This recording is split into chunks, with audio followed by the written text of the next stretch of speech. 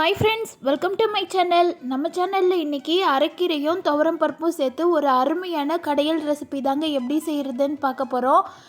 கீரையாக வேண்டான்னு ஓடுறவங்க கூட இந்த மாதிரி செய்து கொடுத்தோன்னா வேணும்னு கேட்டு வாங்கி சாப்பிடுவாங்க. அந்தளவுக்கு ரொம்பவே டேஸ்ட்டாக இருக்குங்க. அது மட்டும் இல்லை, இந்த அரைக்கீரையில் ஏகப்பட்ட ஹெல்த் பெனிஃபிட்ஸ் இருக்குங்க. உடல் மெலிஞ்சிருக்கிறவங்களுக்கும் சரி, இரத்த சோகை இருக்கிறவங்களுக்கும் சரி, வயதானவங்களுக்கும் சரி, குழந்தைங்களுக்கும் சரி, எல்லாத்துக்குமே இந்த அரைக்கீரையை பருப்போடு சேர்த்துட்டு ஒரு ஸ்பூன் அளவு நெய் சேர்த்து பசைஞ்சு கொடுத்திங்கன்னா உடம்புக்கு அவ்வளவு நல்லதுங்க. இந்த டேஸ்டான ஹெல்த்தியான கீரை கடையில் எப்படி செய்கிறதுன்னு பார்க்கலாம் வாங்க. இது செய்கிறதுக்கு நான் ஒரு கட்டு அரைக்கீரை எடுத்து சுத்தம் பண்ணி வச்சுருக்கிறேன். கீரை எப்போ வாங்கினாலும் கல்லுப்பும் மஞ்சளும் சேர்த்து ஒரு 2 முறை தண்ணியில் நல்லா கழுவி எடுத்துருங்க. ஏன்னா கீரையில் நிறைய பூச்சி வரும்னு சொல்லிட்டு மருந்து நிறையவே தெளிப்பாங்க. அதனால் கண்டிப்பாக 2 முறை தண்ணியில் உப்பு தண்ணியில் கழுவி எடுத்துருங்க. கீரை கழுவிட்டு இந்த மாதிரி பொடி பொடியாக ஒரு பஞ்ச் ஆஃப் கீரை எடுத்துகிட்டு இந்த மாதிரி நல்லா பொடி பொடியாக கட் பண்ணி வச்சுக்கிட்டோன்னா கடையிலுக்கு ரொம்ப ஈஸியாக இருக்கும்.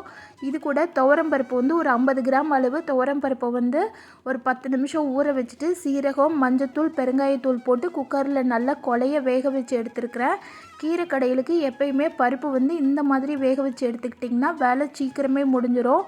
டேஸ்ட்டும் ரொம்பவே நல்லா இருக்குங்க. இந்த கீரை கடையில் பார்த்திங்கன்னா குக்கரில் எப்படி செய்கிறதுன்னு சொல்லிட்டு நம்ம சேனலில் வீடியோ போட்டிருக்கிறேன். அதோட லிங்க் டிஸ்கிரிப்ஷனில் கொடுக்குறேன், வேணுன்றவங்க செக் பண்ணிக்கோங்க.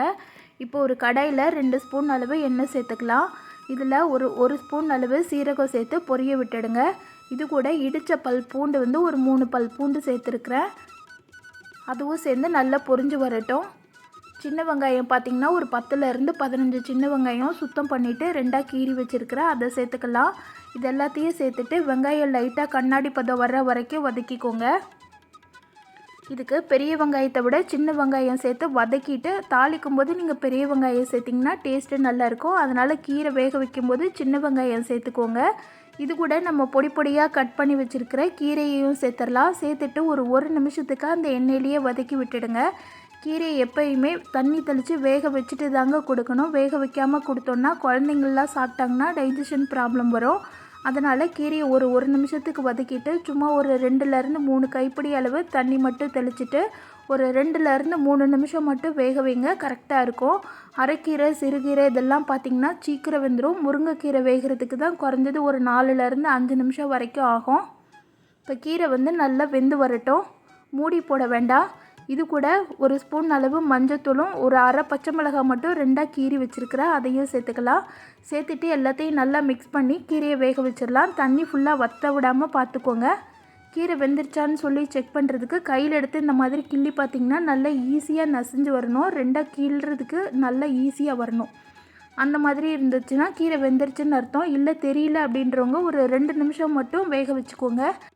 கீரை நல்லா கொதிச்சு வந்தோடனே நம்ம வேக வச்சுருக்கிற பருப்பை எடுத்து இது கூட சேர்த்துடலாம். சேர்த்துட்டு எல்லாத்தையும் நல்லா ஒரு முறை மிக்ஸ் பண்ணி விட்டுடுங்க. பருப்பும் கீரையும் சேர்த்துட்டு ஒரு 2 நிமிஷத்துக்கு நல்லா கொதிச்சு வரட்டும். இந்த டைமில் இதுக்கு தேவையான அளவு உப்பு சேர்த்துட்டு மத்து இருந்ததுன்னா மத்து வச்சு நல்லா கடைஞ்சி விட்டுக்கோங்க. நீங்கள் மத்து வச்சு கடையிறதா இருந்ததுன்னா ஒரு 4 நிமிஷம் பக்கம் கடையணுங்க. அப்போ தான் கீரை நல்லா மசிஞ்சு வரும். இல்லை நீங்கள் குழந்தைங்களுக்கு கொடுக்கணும், வேஸ்ட் பண்ணிடுவாங்க அப்படின்னு நினச்சிங்கன்னா இதை ஆற வச்சுட்டு மிக்ஸி ஜாரில் போட்டு ஒரு பல்ஸில் வச்சு ஒரே ஒரு சுற்று மட்டும் சுற்றிட்டு ஒரு பாத்திரத்துக்கு மாற்றி வச்சுருங்க. நீங்கள் முடிஞ்ச வரைக்கும் மத்தில் கடைங்க, அப்போ தான் நல்லா டேஸ்ட்டாக இருக்கும். கடைய தெரியாதவங்க பல்ஸில் வச்சு சுற்றி எடுத்துக்கோங்க. இப்போ பாருங்கள், நான் ஒரு 3 நிமிஷம் பக்கம் நல்லா அடுப்பில் வச்சு கடைஞ்சி எடுத்துட்டேன். இப்போயுமே கீரை ஃபுல்லாக மசியில் 1-2ஆக தான் மசிஞ்சு வந்திருக்கு. இந்த மாதிரி இருந்தால் தான் கீரை கடையில் சாப்பிட்றதுக்கு டேஸ்ட்டாக இருக்கும். இப்போ இதை வேறு ஒரு பாத்திரத்துக்கு மாற்றிட்டு இதுக்கு ஒரு சூப்பரான தாளிப்பு கொடுத்துடலாம். கீரை என்ன தான் நம்ம சூப்பராக டேஸ்ட்டாக கடைஞ்சி வச்சாலும் இதுக்கு ஒரு தாளிப்பு கொடுத்தா தாங்க அதோட டேஸ்ட்டே நல்லா இன்க்ரீஸ் பண்ணி கொடுக்கும். தாளிப்பு கரண்டியில் 2 ஸ்பூன் அளவு எண்ணெயில் 1 ஸ்பூன் அளவு கடுகுளுந்த பருப்பு, அரை ஸ்பூன் அளவு சீரகம், 2ஐயும் சேர்த்து நல்லா பொரிய விட்டுடுங்க. சீரகமும் கடுகும் பொரிஞ்சு வந்தோடனே ஒரு பல் பெரிய சைஸ் பல் பூண்டா, ஒரு பல் பூண்டை தோலை உரிச்சிட்டு இடித்து வச்சுருக்கிறேன், அதை சேர்த்துக்கலாம். இது கூட பெரிய வெங்காயம் பார்த்திங்கன்னா ஒரு பெரிய வெங்காயத்தை நீளமாக அரிஞ்சு வச்சுருக்கிறேன், அதையும் சேர்த்துக்கலாம். காரத்துக்கு ஒரே ஒரு காஞ்ச மிளகாய் கில்லாமல் முழுசாக சேர்த்துக்கோங்க. இதெல்லாத்தையும் சேர்த்துட்டு நல்லா வதக்கிக்கலாம். இது கூட ஒரு கொத்து கருவேப்பிலையும் சேர்த்துக்கலாம். சேர்த்துட்டு நல்லா கலர் சேஞ்ச் ஆகி வரணும் வெங்காயம். அந்த அளவுக்கு வதக்கிக்கோங்க. அப்போ தான் கீரை கடையலுக்கு டேஸ்ட்டாக இருக்கும். பாருங்கள், வெங்காயம் வந்து இந்த அளவுக்கு நல்லா கலர் சேஞ்ச் ஆகி வதங்கி வந்திருக்கணும். இப்போ இந்த தாளிப்பு எடுத்து நம்ம ரெடி பண்ணி வச்சுருக்கிற கீரை கடையலோடு சேர்த்து மிக்ஸ் பண்ணிட்டோன்னா சூப்பரான டேஸ்ட்டான ஒரு ஹெல்த்தியான கீரை கடையல் வந்து ரெடி ஆயிடுச்சுங்க.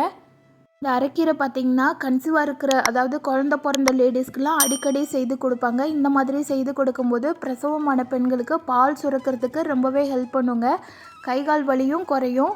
இந்த டேஸ்டான ஹெல்த்தியான அரைக்கீரை கடையில் நான் சொன்ன மாதிரி நீங்களும் உங்கள் வீட்டில் செய்து சாப்பிட்டு பாருங்கள். சாப்பிட்டு பார்த்துட்டு எப்படி இருந்துச்சுன்னு சொல்லிட்டு எனக்கு கமெண்ட் பண்ணுங்கள். இந்த வீடியோ பிடிச்சிருந்ததுன்னா இந்த வீடியோவுக்கு லைக் பண்ணி சேனலை சப்ஸ்கிரைப் பண்ணிவிடுங்க. Thank you friends.